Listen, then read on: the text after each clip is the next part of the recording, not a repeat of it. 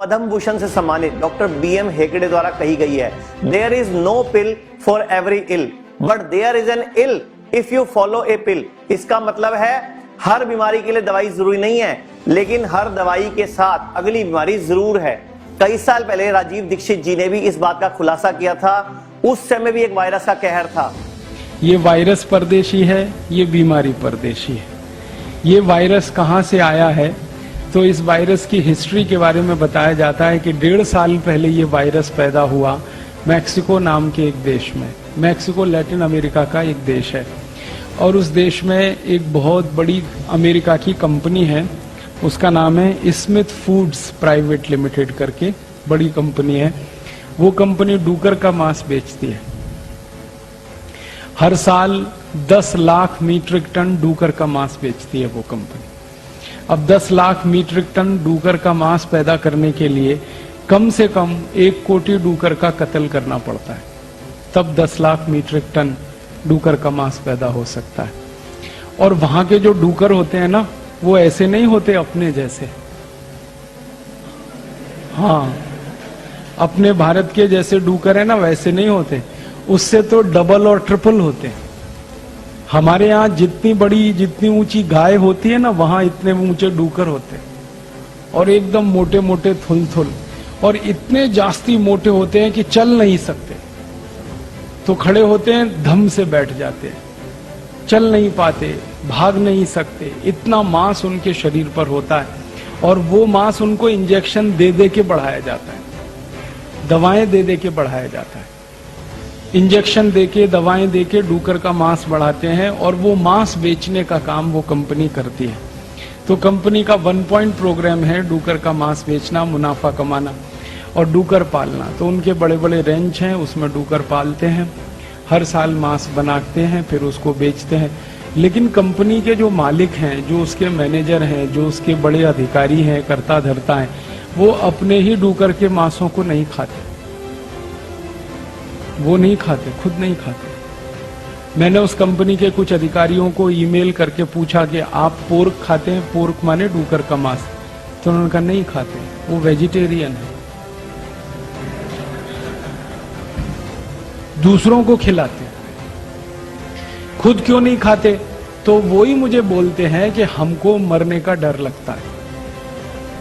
कैसे मर जाएंगे? तो वो बोलते हैं ये जो डूकर का मांस है ये इन्फेक्टेड है और इसमें वायरस बहुत है और इसमें H1N1 वायरस होने की शक्यता सबसे ज्यादा है। ये जो H1N1 वायरस है ये डूकर में ही जिंदा रहता है, तो वहां के डूकर में ये वायरस जिंदा रह सकता है। और 1.5 साल पहले ये वायरस वहां डिटेक्ट हुआ और जो लोगों ने डूकर के मांस खाने वाले लोग हैं, उनमें से करीब 2000 लोग उससे प्रभावित हुए और 146 अभी तक मर गए। अगर आप किसी भी बीमारी से परेशान है तो ये वीडियो ध्यान से देखिए।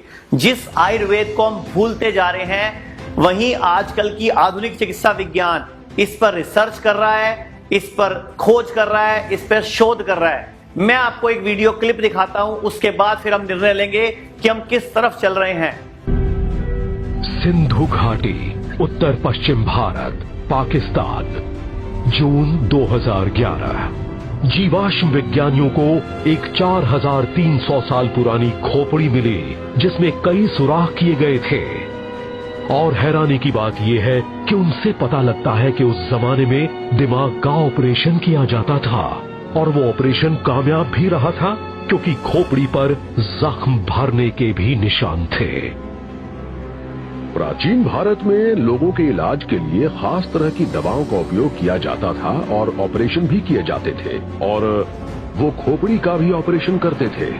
और इनमें सबसे हैरानी की बात यह है कि इस तरह का विकसित चिकित्सा ज्ञान बहुत ही पुराना है, काफी पुराना।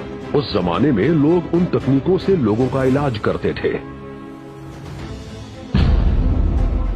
वेदों के विद्वान मानते हैं कि प्राचीन हिंदू दिमाग का ऑपरेशन करते थे और उनकी चिकित्सा तकनीक भी काफी उन्नत थी।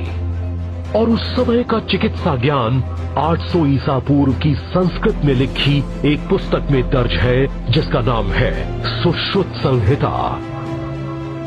2017 में भारत के महाबलीपुरम की एक स्थानीय लाइब्रेरी में जॉर्जियो सुकलोस मिले अपने साथी प्राचीन अंतरिक्ष विचारक प्रवीण मोहन से और उस लेख को करीब से देखा।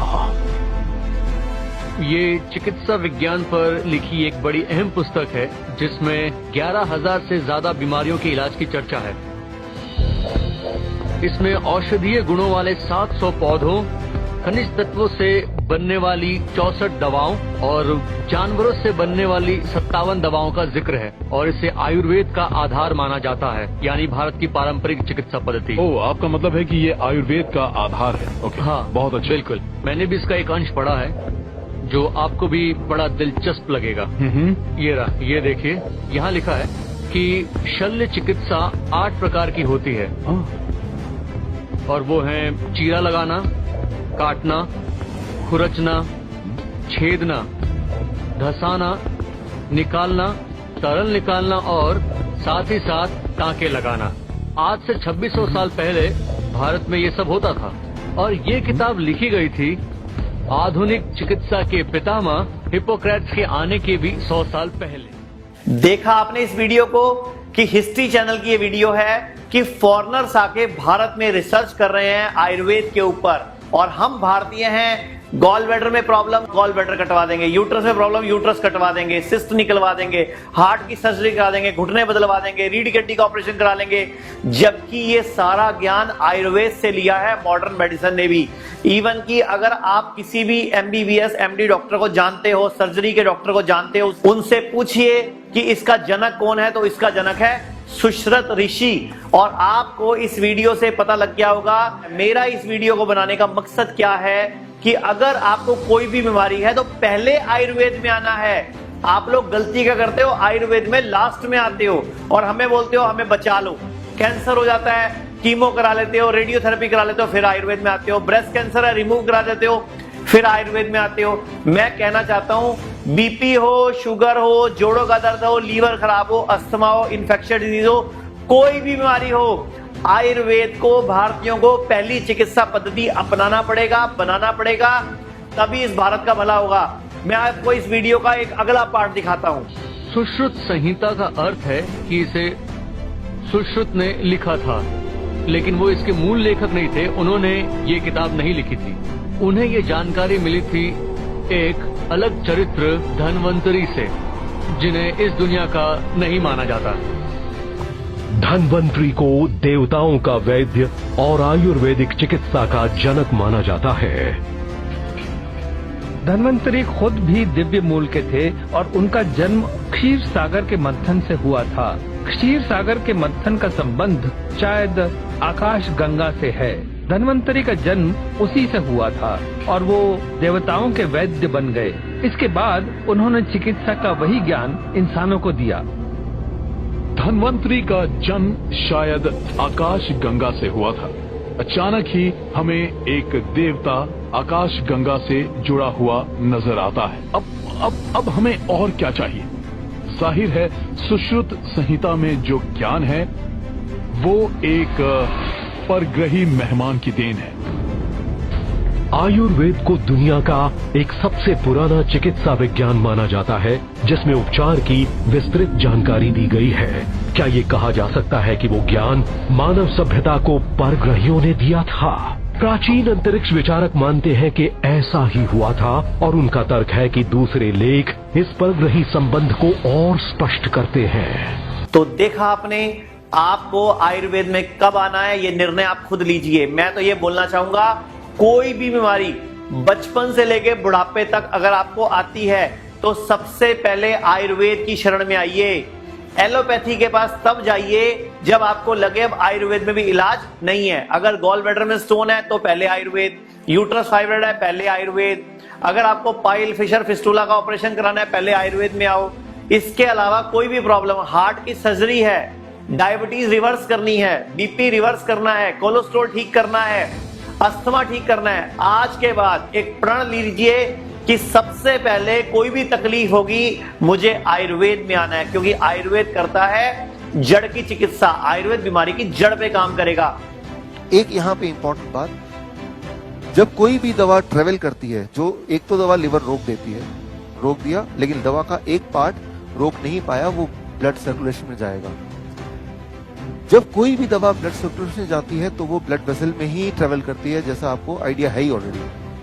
All the medicine they have to travel through blood vessel. Blood vessel के अंदर जैसे फूड ट्रेवल करता है, साथ में मेडिसिन भी ट्रेवल करती है, राइट। अब जब कोई भी मेडिसिन ब्लड वेसल में ट्रेवल करती है तो क्या होता है, सबसे इंपॉर्टेंट बात, तो ब्लड वेसल में इन्फ्लेमेशन, ये पूरे ब्लड वेसल में घाव हो जाएगा।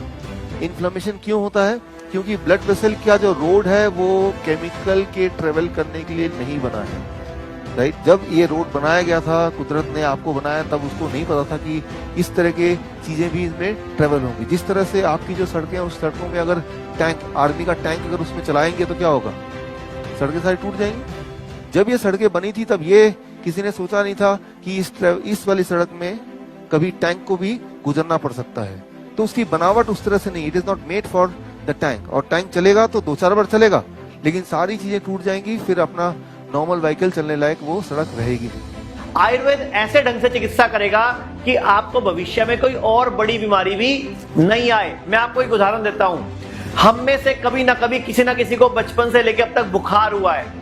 जब भी बुखार होता है, आयुर्वेद कहता है 3 से 5 दिन बुखार अगर चढ़ता है तो आपके लिए अच्छा है, लेकिन एलोपैथी वाले कोई ना कोई पैरासीटामोल, कालपोल वगैरह देके इसको उतार देते हैं। तो आयुर्वेद में हजारों साल पहले साफ साफ लिखा हुआ है कि बुखार को जबरदस्ती उतारोगे तो आपका जो रक्त है वो पित्त प्रकृति का हो जाएगा, यानी कि आपका ब्लड एसिडिक हो जाएगा।